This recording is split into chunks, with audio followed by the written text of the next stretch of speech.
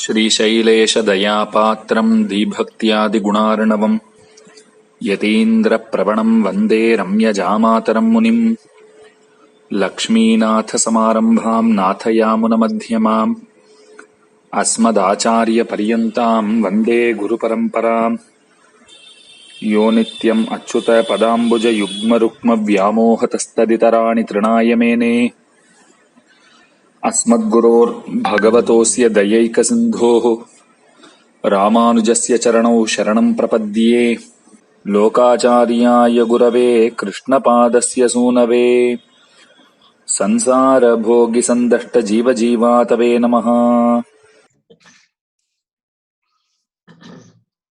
श्रीशैलेशदयापात्रम् धीभक्त्यादिगुणार्णवम् यतीन्द्रप्रवणम् वन्दे रम्यजामातरम् मुनिम् यो नित्यमच्युतपदाम्बुजयुग्मरुक्मव्यामोहतस्तदितराणि तृणाय मेने अस्मद्गुरोर्भगवतोऽस्य दयैकसिन्धोः रामानुजस्य चरणौ शरणम् प्रपद्ये लोकाचार्याय गुरवे कृष्णपादस्य सूनवे संसारभोगिसन्दष्टजीवजीवातवे नमः।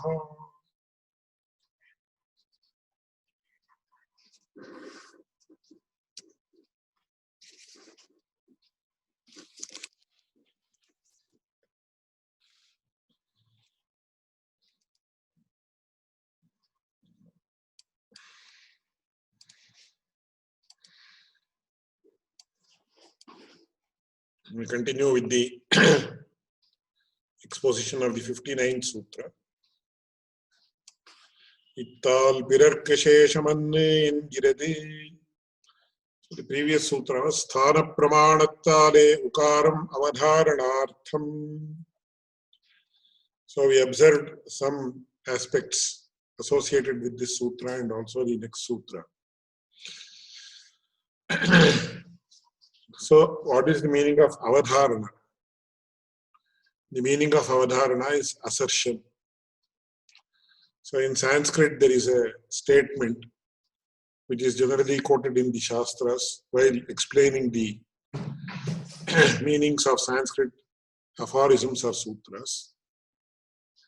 It says, Sarvam Vakyam Savadharanam Asati Badhake. In case there is no aspect that proves the contrary, every sentence is an assertive sentence. I will give a modern example. Suppose I say, tomorrow there is a class at 9 o'clock or the class will be at 9 o'clock. That means definitely the class will be there. Even though I will not use the word definitely or some other word to that effect. Generally, it means it has to be there. For example, if Ram Srinivas says, I will come to college at 9 o'clock, that means he really means that he will definitely come. Therefore, every sentence is an assertive sentence unless proved to the contrary. And that is what the statement which says Sarvam Vakyam Savadharanam Asati Badhake means. Here, the word U, it is between the word A and Ba in the syllable Om, which is also a word, a combination of words and also a syllable. As we have seen, the word Om, we can call it as a word, we can call it as a sentence, and we can call it as a syllable also. So from three different points of view, it can be called as a word, it can be called as a syllable and also a sentence. So in this context, you have Akara, which is the first syllable, constituting the overall syllable Om. Then you have Ukara and then you have Makara. So Akara denotes Lord Narayana and Makara denotes the individual soul, that is the Jivatma. And Ukara, which is in between the Akara and Makara, is used in the sense of assertion. And also it is used in the sense of that the Jivatma is subservient to the Paramatma. So the relationship of subservience between the Jivatma and Paramatma is denoted by the Ukara or the alphabet U. Not only it denotes the relationship, it also denotes assertion. So one word can actually play many roles. It can have many dimensions. It can have several connotations. So in this context, U, while denoting that the individual soul is subservient to the Supreme Soul, which is in the sense of denoting the relationship between these two, is also used in the sense of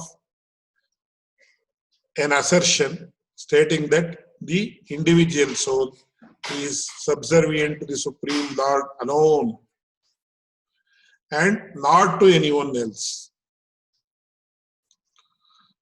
So when you say assertion, it always brings to light a subsidiary sentence having two negatives. So I will give an ordinary example for you to understand. So you say a conch is always white. Shankha Pandura Eva. That means, what does that mean? If you say a conch is always white, what does it mean? It means that there is no conch which is not white. So you have two negatives. There is no conch, which is one negative, and you say that is not white. You have the second negative. So always an assertion carries a subsidiary, it implies a subsidiary sentence which has two negatives. So that is what Swami Manavana Mamuni explains while commenting upon the Sutra of Piladokacharya, which says, Ittal pirar kisheshamanni engiradi. So what does the assertion imply? It implies the meaning that the Jivatma is not subservient to anyone other than the Paramatma. So this Ukara, denoting such an assertion, is very important. And then the question is raised, is there any instance where Ukara plays such a role in any other context? Then the two Vedic passages are explained, which says, Sa ushreyan bhavati jayamanaha. Sa ushreyan bhavati jayamanaha. Saha shreyane jayamanaha eva bhavati. It is commented upon in many ways. The U, which means alone or assertion, is placed in different locations in the sentence, and the explaining and the meaning is explained in that context. Saha jayamanaha eva shreyan bhavati. Sa eva jayamanaha shreyan bhavati. Saha jayamanaha shreyan bhavatyeva. So different aspects of the sentence are shown by applying the assertive aspect to different places of the sentence or different words of the sentence. So in several Vedic passages, we see that the word U is used in the sense of assertion. Therefore, in this context also, we are using the same word in the same sense. Because always there has to be a precedent. Whether you have an epidemic or a pandemic like corona, which is affected. So you say it has resulted in unprecedented bad effects. that means there is no precedent. Earlier it has never happened like this. So whether it is a disease or whether it is, suppose a company is bought for $10 trillion by another company, then we say this is an unprecedented sale because nobody has bought any other company for $10 trillion. So always we look at some precedent. Earlier has a similar thing happened. What do you mean by precedent? Precedent means if a similar event has occurred earlier in history. Similarly, in this context, we are looking at a precedent. Does or has the ukara been used in a sentence in such a context to denote such a meaning earlier? Is there a precedent? Yes. Sau shreyam bhavati jayamanaha. So we have several precedents. It says sa ushreyam bhavati jayamanaha. And also tadeva bhutam tadu bhavyama idam tadevagnistadvayustadsuryastadu chandramaha. Tadeva bhutam tat bhavyama idam tadevagnistadvayustadsuryastadu chandramaha. The Supreme Lord Himself. He is Agni, He is Vayu, He is Surya, He is the earth, He is the moon, He is the sun, He is the fire, He is the air. Verily, everything is He Himself. Yennumityadi hadile evakar sthanattile ukarattai prayogikya kaangayale sthana pramanattare ukaram avadharanattai arthamaha udaittairikkum yengai. So, based on its, what is sthana pramana? Based on its position in the sentence. Sthana means position. So based on its position in the sentence, this ukara is in the sense of assertion, where it says definitely, verily, without any doubt, the Jivatma is subservient to the Paramatma. There is no doubt about it. So what does the assertion effectively mean? It means that the individual soul is subservient to the Supreme Lord alone and not to anyone else.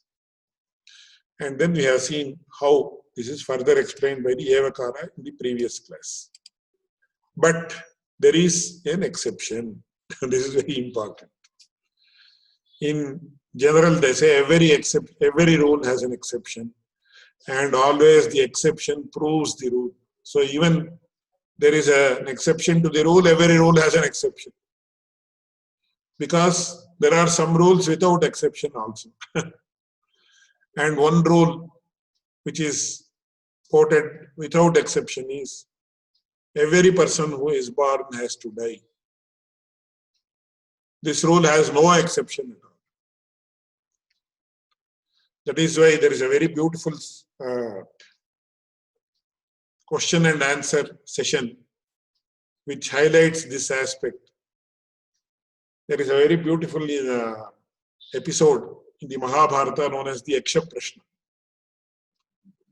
So I am sure all of you know the context. I will not go to narrate that because that's a big episode which requires considerable time to explain. But most of the extremely difficult, enigmatic, mysterious questions are asked by an Yaksha to Dharmaraja or Yudhishthira, the eldest of the Pandavas, and wonderful, wonderful answers are given. So there, 4 questions are asked in the end, about which it requires a lot of time to explain.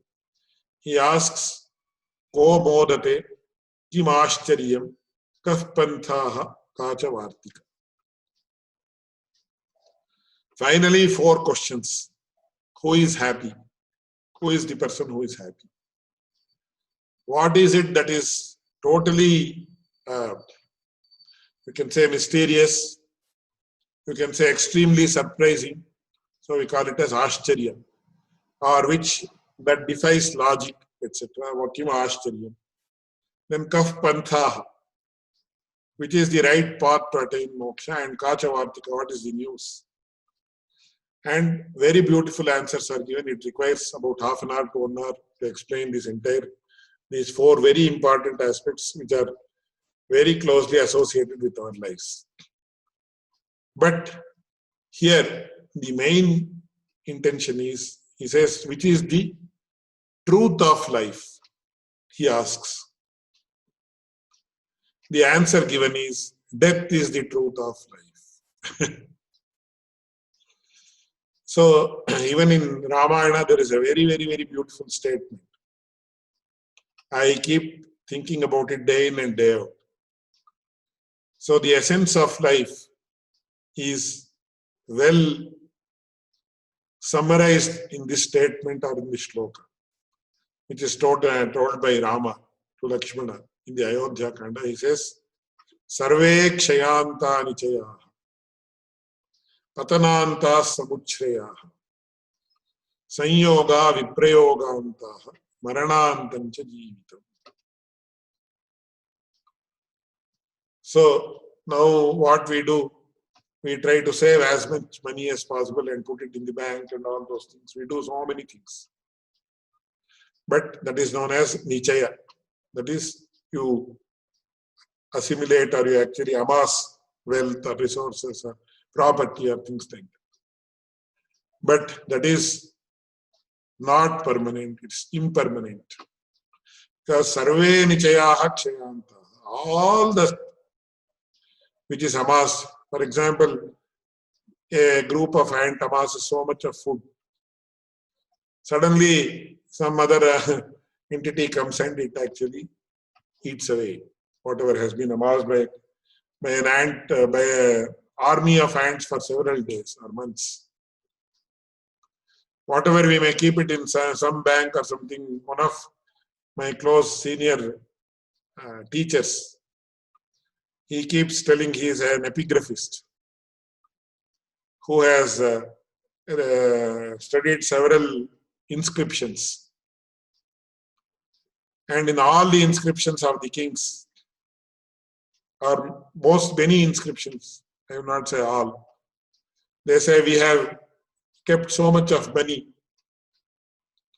for this particular service to be continued until the sun and moon exist in this world. Achandrarkam agirpudu, Achandrarkam, Jiyad Achandratarkam, etc.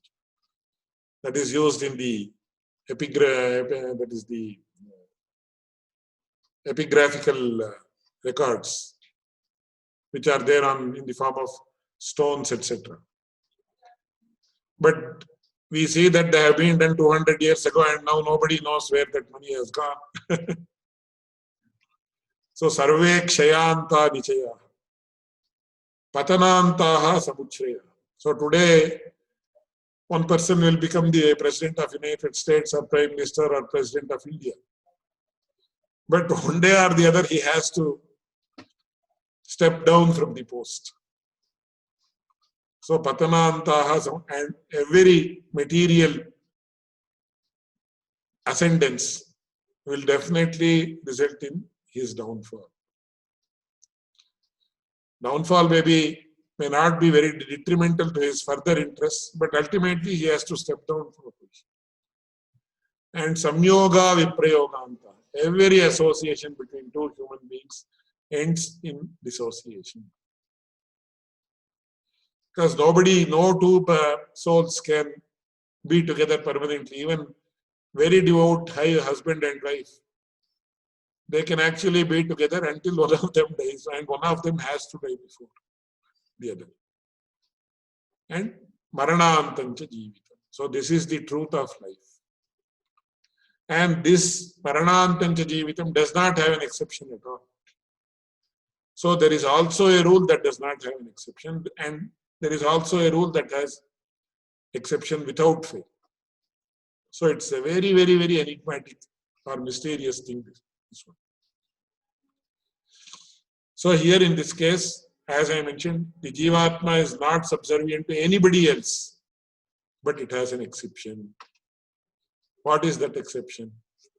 Ittal periya piratyarikku shesham yengiradai yengiradennum solluvargal. So the ukara means, according to some acharyas, some interpretations, it means it is an assertion, no doubt, but it is an assertion with an exception, which says the Jivatma is subservient not to anyone else other than the Paramatma, with the exception of Periya Piratya or Goddess Lakshmi.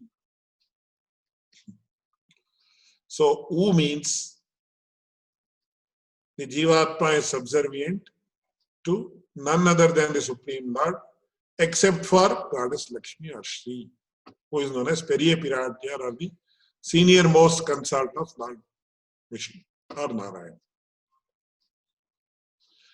And for this, we have already seen there is a precedent which says, Oruvan Grihinikannanne Avaniyonai Eluduvadu Ahilum Panishaivade Grihinikire. In those days when bonded labor was prevalent, the bond used to be written in favor of the master of the house, who is a male. But all the services will be rendered as per the orders of the lady of the house. So, Grihinikannanne Avaniyonai Eluduvadu Ahilum Panishaivade Grihinikire. So, when bonded labor was prevalent, even today, for example, in India we have the domestic help.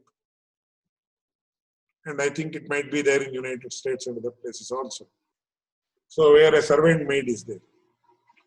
So the servant maid is actually paid by the master of the house, who is a male in most cases. Today, the entire societal structure has changed, so there might be exceptions. But she has to take all the orders from the lady of the house only. And many a times, even though the male or her husband is paying the money, the lady of the house will feel offended if her husband gives directly, the husband directly gives some instructions to the maid. So she feels that he is intruding into her territory. So always the lady of the house commands the servants as far as domestic aspects are concerned. So here also what happens? Periya Piratyarikku Shesham Yengiradennum Solluvargal. So that's what is well commented upon by Swaminarayan. Anganannike Ivukarattale Lakshmi Sheshatvan Solluhiradin Envarum Undengirarhal. So how is that possible? Adavade Akarashchit Swarupasya Vishnurvachaka Ishyate Ukarashchit Swarupayaha Shriyo Vachi Tatha Viduhu Makarastu Tayordasa iti Pranavalakshanam Endrum Akarenochyate Vishnu Sarvalokeshwaro Harihi Udhrita Vishnuna Lakshmihi Ukarenochyate Sada Makarastu Tayor Vipraha Vipra Srinarayanayo Sada Atmanashesha Bhutasya Vachakashruti Choditaha Innumityadiyalide Bhagavad Shastrattire Akarattai Bhagavadvachakamaham Ukarattai Lakshmi Vachakamaham Makarattai Tadubhaya Shesha Bhuta Jivavachakamaham Shudluheyade Ukarattai Avadharanavachakamah Kullade Lakshmi Vachakamah Kundu Ukarattare Periya Piratyarikku Sheshamin Kiratannum Nirvahipparhal Engai. So very beautifully, Pranavad Bhamani as usually explains this portion. So Bhagavad Shastram means what? the Shastra that is associated with the Supreme Lord alone and nothing else, which is Bhagavad Shastra. It is associated with Supreme Lord Narayana in all respects, which is that Shastra, that is Pancharatra Shastra. Because it is said, Pancharatrasya Kritsnasya Vakta Narayana Swayam. And all of us are the followers of Pancharatra Shastra because the Panchasamskaras that we undergo, we have undergone, or we are supposed to undergo in case of those who have not undergone it. The Panchasamskara, the Samashayana Krama has been laid down for the first time and for the last time also in the Pancharatra Shastras only. So as far as Sri Vaishnava religion is concerned, Pancharatra is the most important pramana because it has been revealed to us by the Supreme Lord Narayana himself. That is why it is known as Bhagavad Shastra. Of course, all the Shastras have come from Lord Narayana himself. And Vedat Shastram Paranasti, and there is no other Shastra that transcends or is beyond the Vedas. So Vedas also have come from him only. But as far as we are concerned, we give more prominence to Pancharatra Shastra because it is a direct instruction of Lord Narayana to all of us. And it is closer to her than the Vedas. Therefore, though it is based on the Vedas only, though it is according to the Vedas only, we give it more prominence because we are supposed to be the followers of Pancharatra. So there, the word Ukara, the alphabet or word or whatever you want to call it, Ukara, specifically is said to mean Goddess Mahalakshmi only. And these two are the quotes from the Pancharatra Shastra. It says, Akarena uchyate Vishnuhu sarvalokeshwaro Hari. Akara denotes Lord Hari. Udhrita Vishnuna Lakshmi Ukarena uchyate sada. So Lakshmi, who was actually lifted from the depths of the ocean during the Varaha avatar, since she was Udhrita, lifted, she is mentioned by U. Udhrita Sivarahena Krishnena Shatabahuna. And Makarastu Tayor Viprashni Narayanayo Sana Atmana Shesha Bhutasya Vachakaha Shruti Choditaha. And Makara denotes the Jivatma who is subservient to both of them simultaneously. So they are one and same. They are two faces of the same coin. Ananya Raghavenaham Bhaskarena Prabhayata. Therefore, the Jivatma is subservient to both of them. So, the Pancharatra Shastra specifically interprets Ukara to denote Mahalakshmi. And Makara is the Jivatma. There is no difference in interpretation of Makara, which essentially means this Jivatma, an individual soul, is subservient to both of them. And one more pramana is Akaraha Chitswarupasya Vishnurvachakaha Ishyate. Akara denotes Vishnu. Ukaraha Chitswarupayaha Shriyo Vachaka Pachi Tatha Viduhu. Makarastu Tayor Dasaha iti Pranavalakshanam. So the purport of the Pranava or Omkara is that the Jivatma is subservient to both of them. So this is another interpretation or another way of interpreting the Ukara, which is a part of the Pranava. Both are acceptable to us. There is nothing wrong in any of them. Always, when two explanations are given in the Shastras, in the Indian traditional Indian Shastras, the accepted norm is that when two explanations are given, the second explanation gains more prominence. Though both of them are valid, the second explanation gains more prominence. That is the general norm followed in all the Indian Shastras, and it is applicable here also.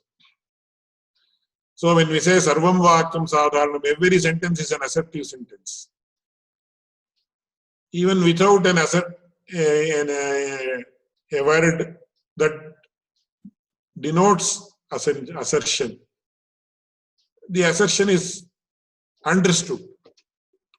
Therefore, if you say Ukara is the denoter of Goddess Mahalakshmi, it is more meaningful, and therefore the second interpretation carries more weight than the first interpretation. You can interpret it in this manner. So is it clear? Adilum anyasheshatvam kaihaye pradhanam. So here also, Attai pattavam purva yojane mukhyamennum attai arudichai hirar. Adilum anyasheshatvam kaihaye pradhanam. Indre adavade periya pirattiyaarukku sheshamahi ahiravat. Adilankaattil கீழ் சொன்ன பகவத் சேஷத்துக்கு விரோதியான அந்யசேஷத்துவம் கழிகையே பிரதானம் என்கை. But here, once again, after having said these things, once again Pradalokacharya says, though generally the second interpretation is more preferable than the first interpretation, in this case, as I mentioned, all the rules have exceptions. In this case, the first interpretation carries more weight than the second interpretation. Because when you say the individual soul is subservient to the Supreme Lord, it automatically means he is subservient to Goddess Mahalakshmi also. But it is very important to note that the individual soul is not subservient to anyone else other than Supreme Lord Narayana. And then in the next sutra, he gives a very beautiful analogy. Devarihalikkisheshamana purodashattai naikkiduma pole Ishvara sheshamana atmavastuvai samsari halikkisheshama kuhai. So he says, first I will explain the literal meaning. If one feels that this Jivatma is subservient to another Jivatma, that means, as I mentioned, later we are going to mention he is subservient to another soul, that is his Acharya, which is going to be mentioned in the Srivachana Bhushana. But there, once again, he is subservient to another Jivatma who is equal or more than the Supreme Lord. Because he is the person who actually Supreme Lord obeys. From that point, he is more than the Supreme Lord. So we should not confuse these two things. We say the Supreme Lord is Nissamabhyadhika. Supreme, none to equal him or to transcend him. But then we say Acharya has a more important role, even more important place than the Supreme Lord. That is because Acharya is the greatest devotee of the Supreme Lord. Since he is a Bhagavata who is associated with Bhagavan in all respects, therefore he becomes more superior than Supreme Lord. And also, Supreme Lord loves a person who is subservient to his devotee. So I will give an analogy once again for this. So suppose there is a man who loves a woman very much. He loves her more than he loves himself. He himself. So there is a servant. That servant does so many favors to his lover, his beloved, and he also renders so many services to he himself. But this man will like that servant more when he serves his beloved. Because when his beloved becomes happy, he will become more happy. So an ordinary human being likes a servant who serves his beloved more than a servant who serves himself. This is how the world works, and that is true with regard to the Supreme Lord also. But in this context, he says, if an Atma, Jivatma is subservient to a samsari chetana, you have to underline that. Because he says, Devara Helakka Sheshamana Puroda Shaktai Naikinuma Pode Ishvara Sheshamana Atmavastvai Samsari Helakka Sheshamana.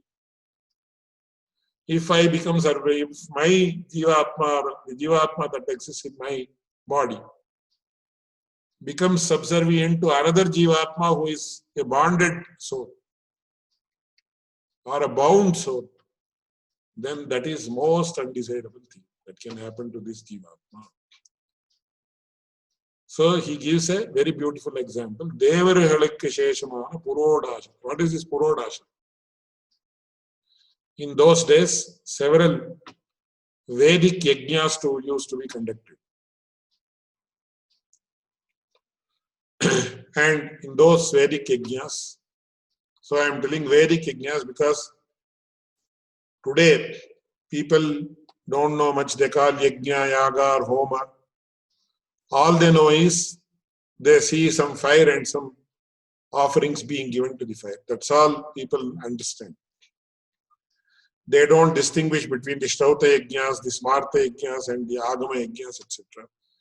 Because the yajnas are offerings in the fire, offering in the sacred fire that are mentioned in the Vedas are totally different from what is mentioned in the Smritis.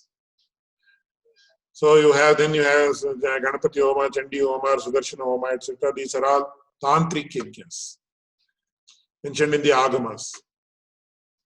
So people do not know how to distinguish because they are totally unaware of the procedures and also the difference between Vedas and the Smritis and the Agamas, etc.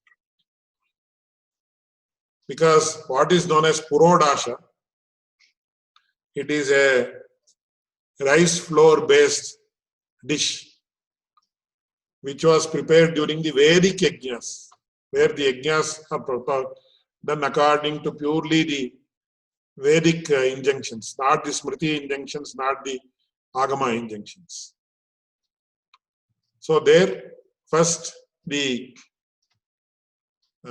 paddy is brought, and then paddy is actually pounded, and by pounding of the paddy, the awns or the coverings of the rice grains is removed. And then that rice which is obtained by pounding of paddy and removing of what is known as awns, AWN awns, that is once again pounded and made into rice flour or rice powder. Then that is actually mixed with rice and it is made into the form of balls, and then it is heated in the sacrificial fire itself. And then it is offered in the sacrificial fire. That is known as Purodasha. An offering prepared strictly according to Vedic norms, first by procuring the paddy, then actually pounding it, then removing the awns or the coverings, then obtaining that rice. That rice once again has to be made sacred by so many samskaras like prokshana, abhyukshana, etc. Then that has to be once again pounded and made into rice flour or rice powder. Then it has to be mixed with water and made into a ball shape. Then it has to be cooked in the sacrificial fire itself, and then it has to be offered. So a long process is there. But that purodasha or that offering which has been prepared through this process is meant for the offering of the devatas alone.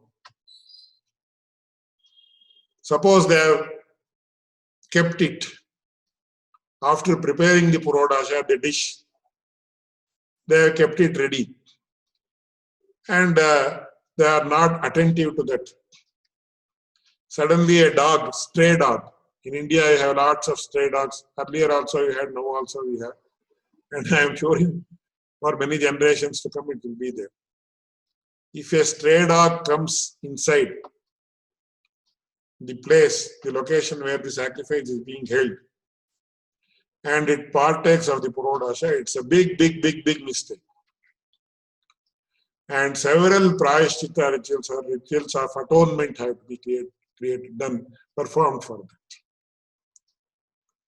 Even today, if in temples a dog enters even the gopura, the Raja Gopura, it is a big mistake, and several prayashchitta rituals have to happen. Or when the Lord is brought outside in a ritual procession, suppose a dog, it actually intervenes in the middle and it goes beyond, under the palanquin, then also that's a big mistake. And several purificatory rites have to be performed. Immediately they have to be performed. So it's a big problem where the dogs come and intrude the territories of Vedic rituals or even temples or things like that. So it's a very heinous thing that can happen, and also it's a sign of something very bad that is waiting to happen. So devare halakya sheshamana purodashattai naikkiduma pode. Just as the purodasha, which is supposed to be offered to the gods alone, if it is taken away by the dogs, it's a disaster. Similarly, Ishvara Sheshamana Atmavastuvai Samsari Hadakya Sheshamana. If this Jivatma becomes subservient to another Samsari Chetana, that is the most big disaster that can happen to the Jivatma. So we have to all to be very careful that we should not do this. We should not let this happen. We should realize by some means or the other that this Jivatma is subservient to the Supreme Lord alone and not to anyone else. Because as persons who are in this samsara, a person may like his wife so much that he becomes subservient to her, or his beloved who may not be a wife, or a wife becomes so subservient to another samsara that she forgets that she is subservient to the Supreme Lord. There is nothing more than this. It is known as Atmapahara. So we should never really lose sight of this Jivatma being subservient to the Supreme Lord alone or the Supreme couple alone. That is what Anavada Mamni beautifully explains. He says, Anyasheshatvam ippadi kruramoyanna. Is it so heinous a crime to be subservient to another Jivatma who is bonded or bound? Yes, it is a very heinous thing. Anyasheshatvam ippadi ati kruramoyanna adin krauriyattai sadrishtantamaha rudichaihirar.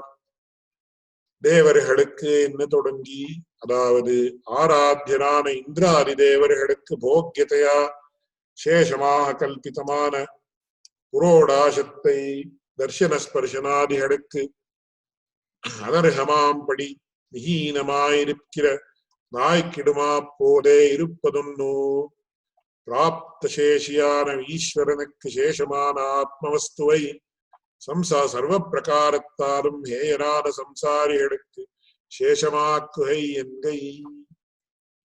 There is also a saying in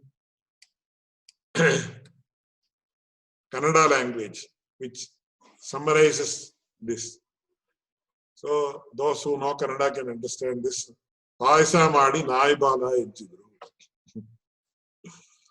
So a person had prepared wonderful payasam. So in Melkote, we prepare in Guruvayur and other places, they prepare wonderful pal payasam, or payasam made of milk. So it is a combination of milk, rice and sugar. And lot of ghee is also added. Then you add things like elaichi, cardamom and saffron, etc. It is most wonderful dish. So it had been kept there before offering. Then suddenly what happened? A dog came that way.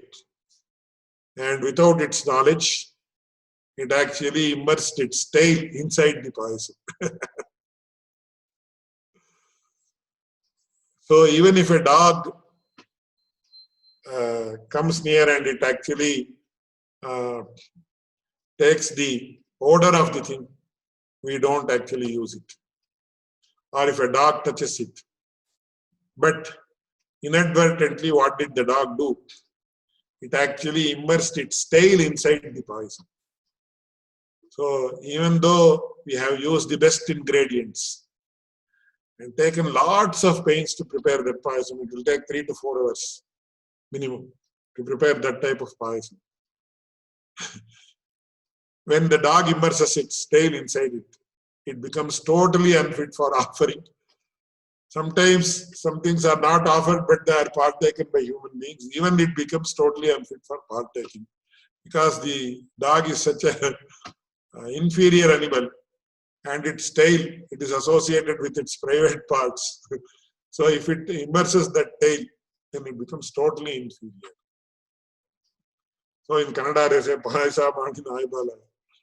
So it's such a heinous thing that this Jivatma is subservient to a samsari chetana or a bonded soul. ईश्वरनक्कशेषमान आत्मवस्तुवै सर्वप्रकारत्तारुं हेयमान संसारिणक्कशेषमाक्कुहै एन्गै भगवच्छेषत्तिलुम् अन्यशेषत्वं कलिहये प्रधानम् मरन्दुम् पुरन्दुळामान्दरि एन्गयादे. So he quotes a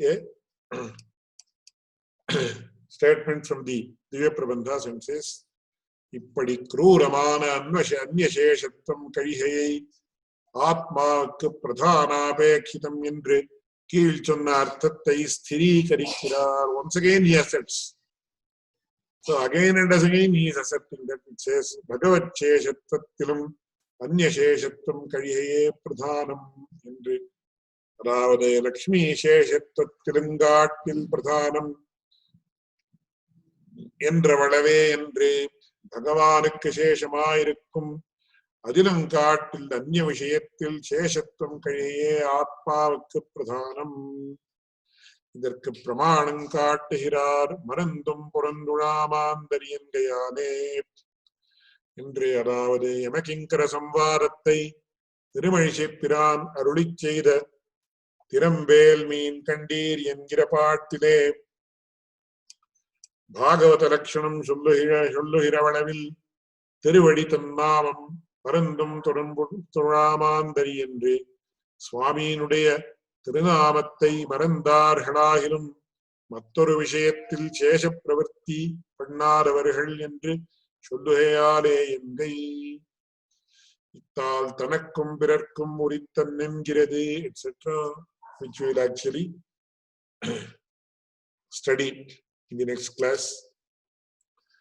So today, if there are any questions, may I kindly ask. Yes, Swami, thank you very much.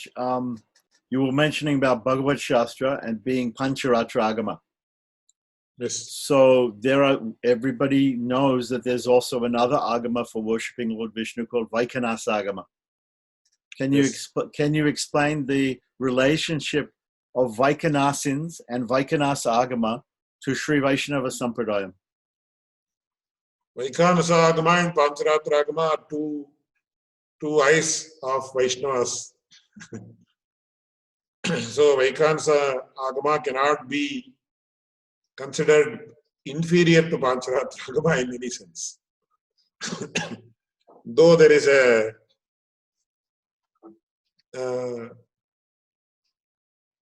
though there are efforts by several Pancharatrikas to demean Vaikhanasa Agama. Because even Vaikhanasa Agama, according to the Vaikhanasas, are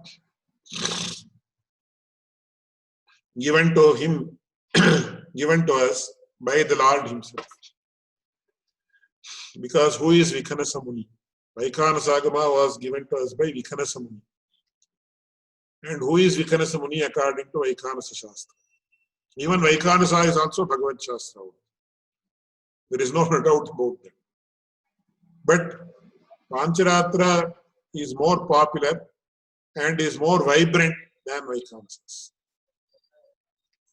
So, according to Vaikhanasa scholars, the Vikhanasa Maharshi is shown with Shankachakra, like Lord Narayana. And they say that Vikhanasa Maharshi is the Aurasa Putra of Lord Narayana. He is the singular son of Lord Narayana.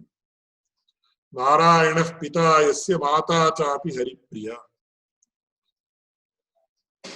And that is how in the Jnana Shloka of Vikhanas, Maharshi Vikhanas,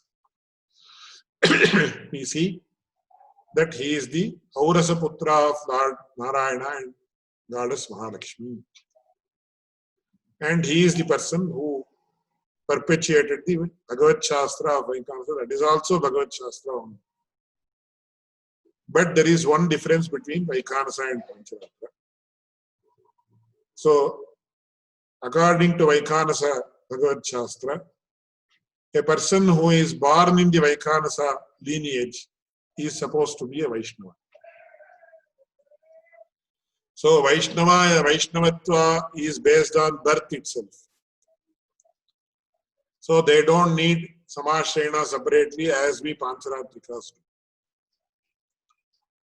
We Pancharatrikas become Vaishnavas only after having the Panchasamskara or the Samashrayana.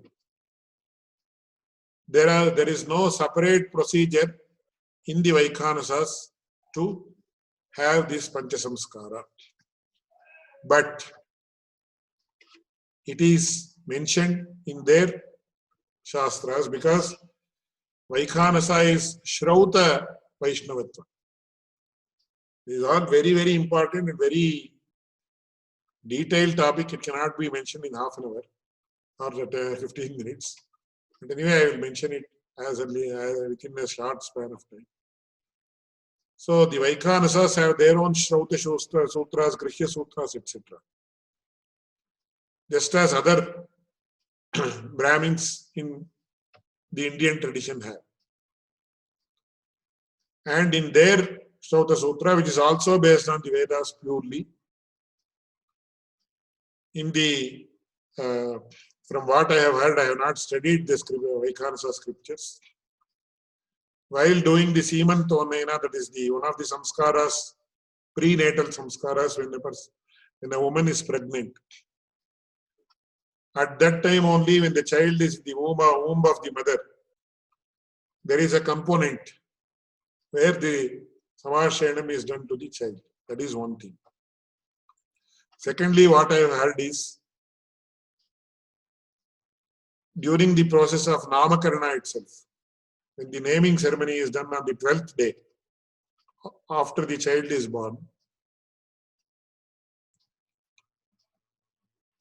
they do the Samashayanam with flowers in a symbolic manner. So, the Vaikhanasas need not have separate Panchasamskara as we have with the branded the Shankha and Chakras. Branding of Shankha and Chakras with a heated metal as it is done. So for them it is Janmakrita Vaishnavatva. Whereas for us it is Samskarakrita Vaishnavatva. Vaishnavatva which has been acquired based on the Pancha Samskaras. But for them it is based on their birth itself. They have to be born in a Vaikhanasa family. And in the 108 Divya Deshas, the number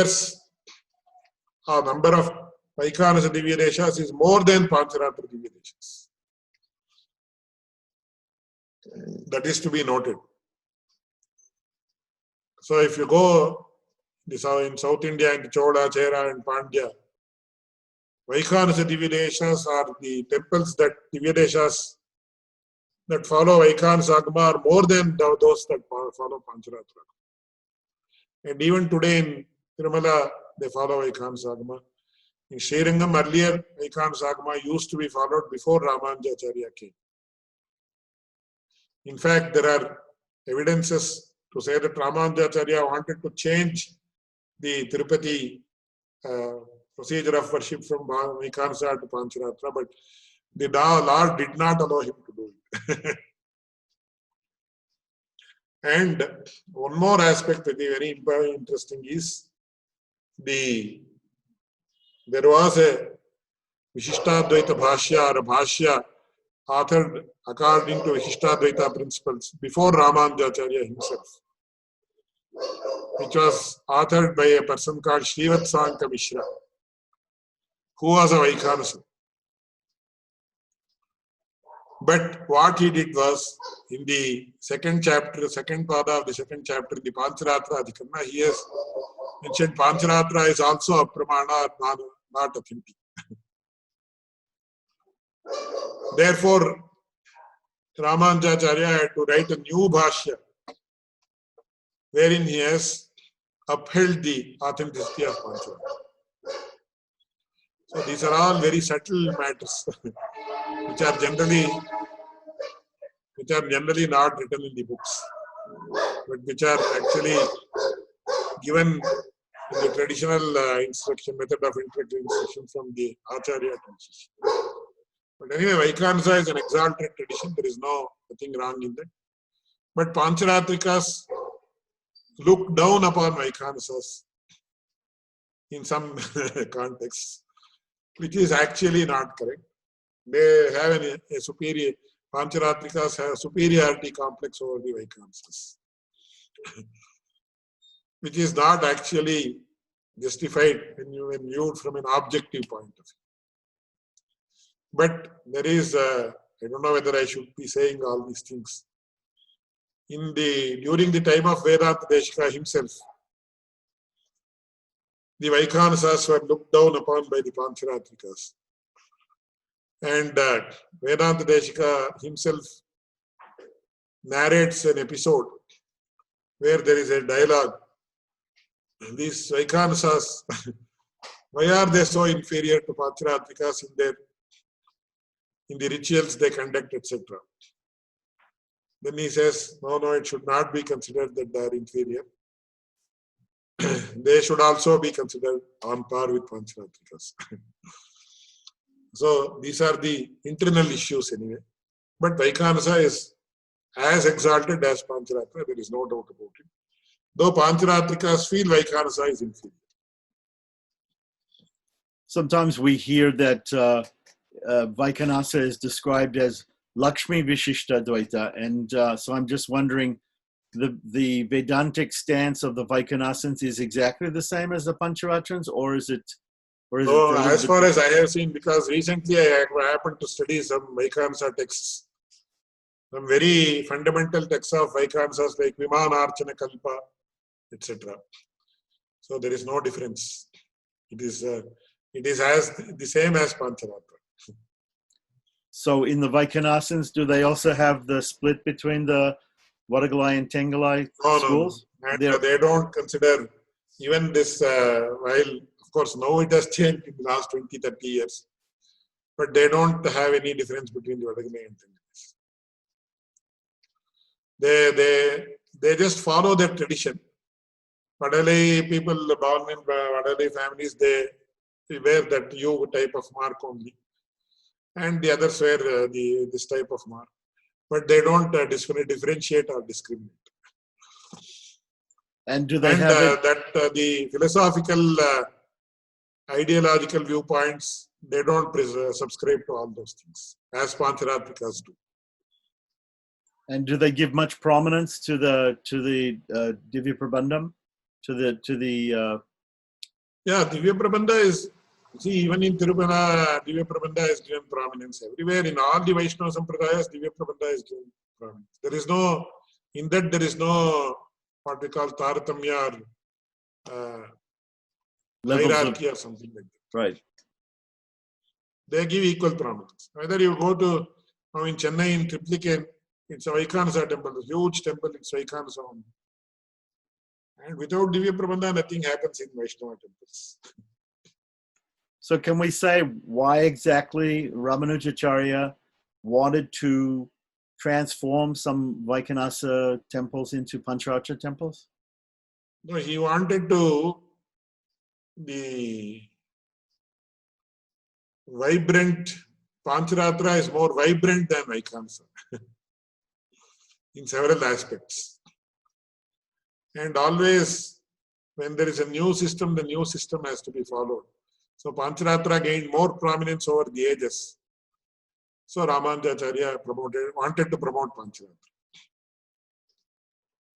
Even in the Kerala Divya Deshas, he wanted to do that, but the Lord did not allow. That's what we understand. That's how it has been written in the Guru Parampara, Prabhava, etc.